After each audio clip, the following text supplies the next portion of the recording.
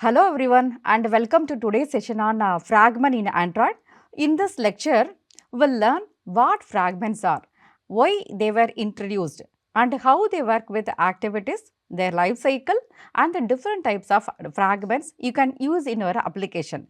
So what is a fragment? So let us begin with the simple question, what exactly is a fragment? A fragment is a reusable piece of an activity. You can think of it as a sub activity with its own layout, its own behavior, and its own life cycle callbacks. Now, the best part is you can add or remove the fragments from an activity while it is running. So, this makes the activities more modular and flexible. For example, a fragment can be a list on one side of the screen and another fragment can display the details on the other side. So, on a smaller device, we can separate them into two screens. So, the fragments solve the limitations of the activities where earlier we could only show one activity on the screen at a time. So, the next we will see about the features of fragment. Let's highlight some key features of the fragments.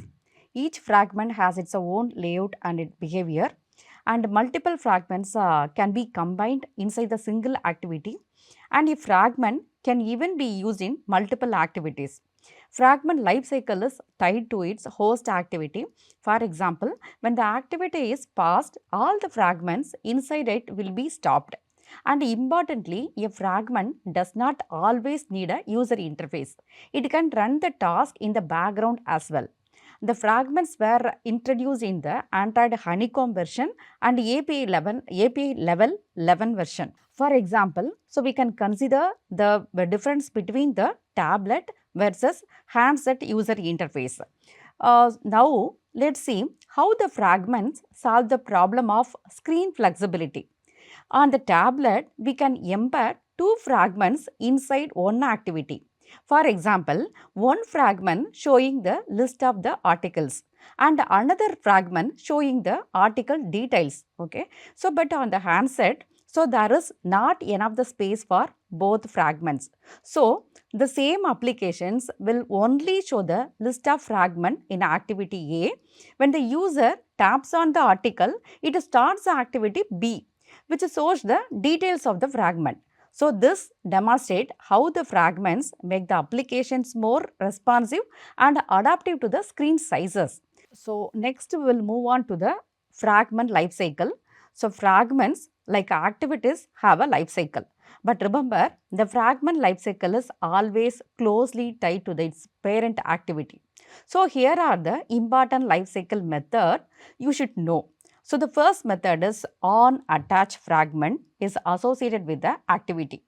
Then second is on create method. So, this method will initialize the essential components which are required for the fragment. Third method is on create view method. So, this method inflate and return the fragments user interface. And fourth is about on activity created. So, this method will initiate the activity and the fragment views are ready. Then fifth one is on start. This fragment becomes a visible one, and next one is on resume. This kind of the fragment is active. Then seventh one is on pass method. So, this is about the user is leaving. So, that time so the data will be saved. And eighth is on stop method. So, here this fragment is no longer visible. So, once the fragment is over. Then next one is on destroy view. So, this fragment user interface is destroyed. Then last one is on destroy method. So, this will be used for a final cleanup of the fragment state. So, the important note we have to consider in our mind is on destroy is not guaranteed to be called just like a activities. So, next we will move on to the title of creating and using the fragments. So, now how do we actually use the fragments? So, let's break it into the steps. So, what are the steps we are going to use? So, first one is decide how many fragments you need actually. So, for example, 2 fragments for the landscape and for the portrait modes. Second step is create the fragment classes by extending the fragment class, override lifecycle method as needed. And the third step is, so we have to create the XML layout for each and every fragment. And fourth step is modify your activity to add or replace the fragments dynamically. Then afterwards, you can insert a fragment in two ways. So the first one is, so first we have to declare it directly in our activity layout file using the fragment tag. Or other method is, we have to add or replace it at a runtime using the fragment manager and fragment transaction. So next we'll move on to the topic of types of fragments. Fragments are generally classified into three types. So the first type is single frame fragments. So it is used in handheld devices like smartphones where only one fragment can be shown at a time. Second category is list fragments. So these are the special fragments that include the list view for displaying the data. And third option is fragment transactions. So this is when you use the fragment transaction to move from one fragment to another dynamically. So let's summarize what we have learned today. A fragment is like a sub-activity with its own user interface and life cycle. And the fragments provide the modularity and flexibility in the UI design, and they allow the adaptive layout for the tablets and handset version also.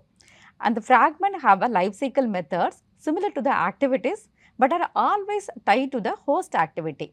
You can add the fragment, you can remove the fragment or replace the fragment dynamically. There are the different types of fragments based on the usage, such as a single frame or list fragments and the fragment transactions. So that's all the session on the fragments in the Android. So in the last lecture, we learned about and the types of fragments. So in this session, so let us do with the same implementation using the Kotlin language, so which is a modern and recommended languages for the Android development. Actually, the fragment is nothing but another form of the activity. So we create the fragments to contain the views, just like the activities. An activity typically fills the entire screen and displaying the various views that make up the user interface of the application. When the activity is displayed in the larger screen device, such as on the tablet, it is somewhat out of the place. So due to the bigger screen size, all the views in an activity must be arranged to make a full use of the increased space. So by using the mini activities, each activity can have its own set of the views. So during the runtime, an activity can contain one or more of these mini activities, and it depends on the screen orientation of the device. So these mini activities are nothing but the fragments. Fragments are always embedded in the activity. The following image shows two fragments. In fragment 1, list view is showing the list of movie titles.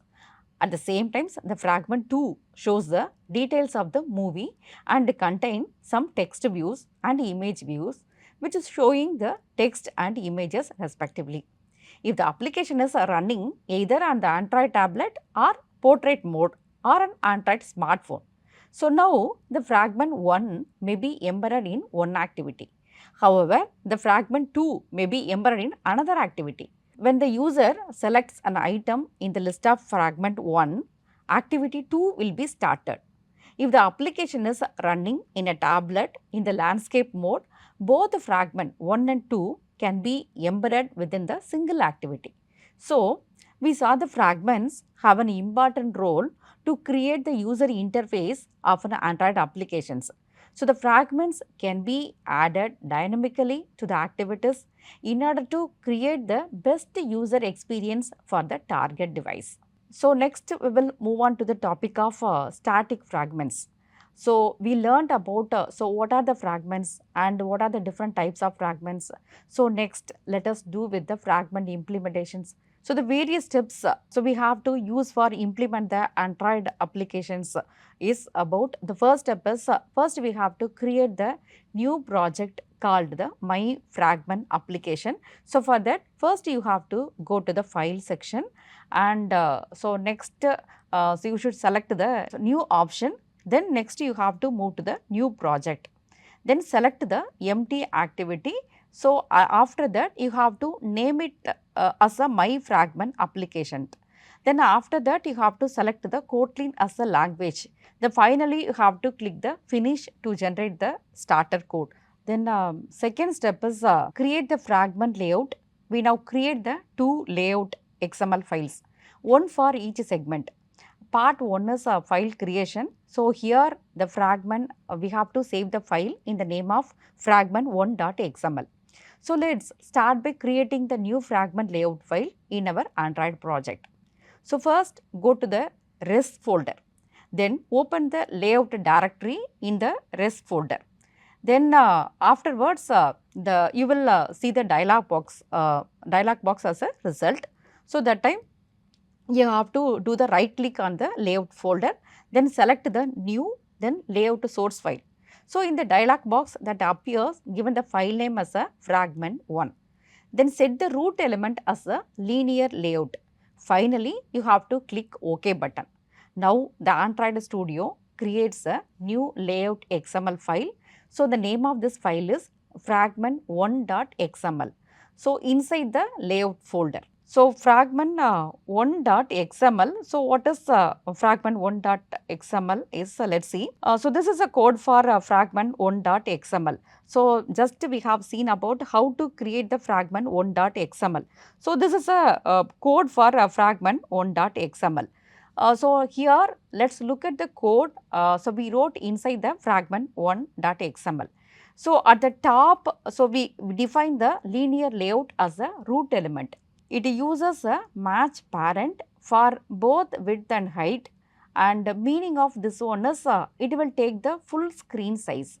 We also set the orientation to the vertical and gave it the green background using the color code of 00FF00.